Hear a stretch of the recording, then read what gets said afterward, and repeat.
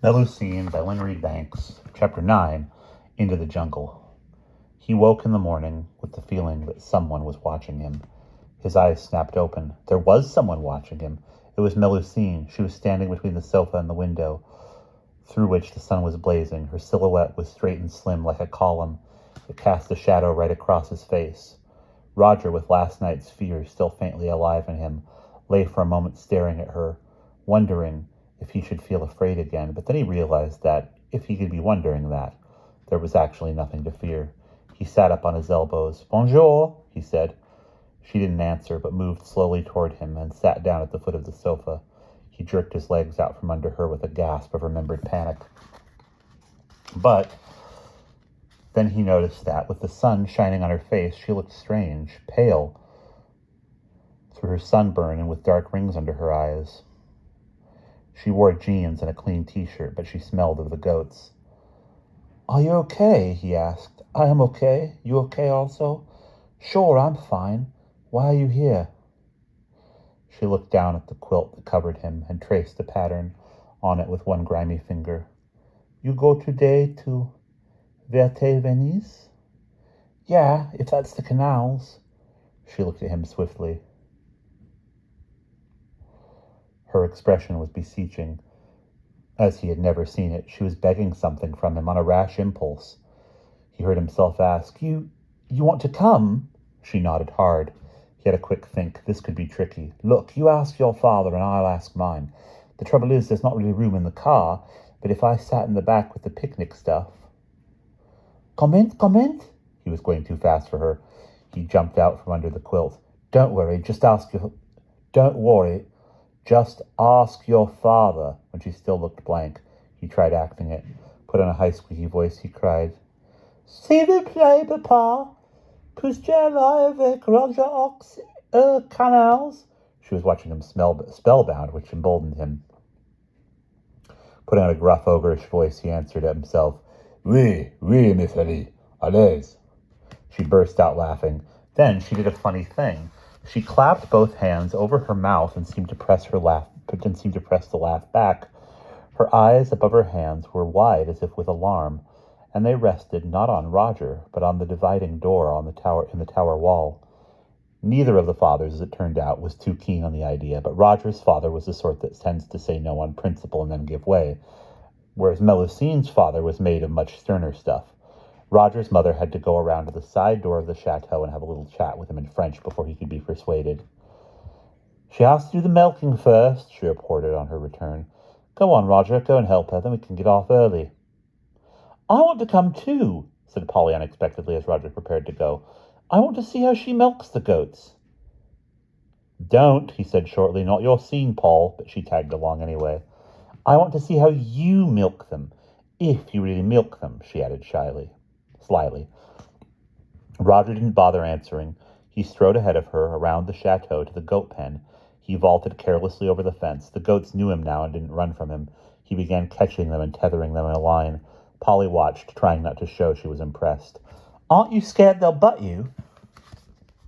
"They don't butt me." "Can I pat one?" "Why not?" She reached over the fence and stroked a floppy ear tentatively. "You can pull some grass for 'em," Roger said. "That's clean work, but mind the nettles." To his astonishment, she made no objection, but did as he said. When he had 5 goats tied up and Melusine hadn't yet come, he decided to get on with the job on his own. He fetched the pail and stool from the dairy and settled down beside the first goat in the line. He grasped the teats. He took a second to savor the sweet satisfaction he would get from showing off his new skill to Polly. She was watching him breathlessly. He began with strong, slow strokes, sure of his technique. How Paul would gawk at the dring, dring, dring. But there was no dring, dring, dring. There wasn't so much as a plink. By the time he realized what had happened and stopped wrestling with the empty udder, Polly had finished shrieking with laughter and skipped away, as nimble and mocking as a goat herself. Roger sat on the stool and pressed his red, furious face against the warm, smelly flank. He'd have preferred to kick the creature, though it wasn't its fault that Melusine had done the milking at the crack of dawn before letting herself into the flat. He ground his teeth, listening to the echoes of Polly's laughter. He got up heavily, put the pail and stool back, and released the goats. He felt like leaving them tied up all day just for spite, as if they were the cause of his humiliation. How the twins would send him up! It could easily spoil the whole day. As he stumped back gloomily past the front of the chateau, he slowed down as he always did to glance out at the sentries standing lopsided in their wilderness. And suddenly he thought, she must have planned it. Because why else should she get up even earlier than usual to get the milking done? And come to that, how did she know that Roger's family was going on an outing, let alone where to? He turned and faced the chateau. His eyes wandered to the right, toward his family's end of the building. They only occupied the ground floor. He glanced at the windows above the flat. In the wing beyond the tower, in one window were curtains. As he looked, one of them moved. Her bedroom, right above. He looked down. Directly below the curtained window was a little round porthole in the thick stone wall. His room. He began to run hard through the grass, his mind working feverishly. Did she have a way to listen, to eavesdrop? He was determined to search his room from top to bottom. Perhaps there was even a way for her to get in, a trap door, something like that. Though that was absurd. How could she climb down from the ceiling? Why should she want to get in? To scare the daylights out of him? Unless her father... Because he knew suddenly that he was afraid of that man. Otherwise, why should it have been him Roger had seen so clearly in his frenzied thoughts last night? The ogre lying on the floor by his bed, with his heavy, muscled arm across Roger's feet. But his intention was foiled. Once again, there was the car with the hatchback open, ready for him to crawl in with the rugs and picnic stuff. The twins and Melusine were already in the back seat. His father was locking up the flat. "Come on, lonesome goat herd, if you're quite finished milking all your goats," called Polly through the car window. The journey to the canals was fairly hellish for Roger, crouched in the back while the three girls sat with their backs to him, the twins giggling away, ignoring him and his self-sacrificing discomfort, though at least not totally ignoring Melusine.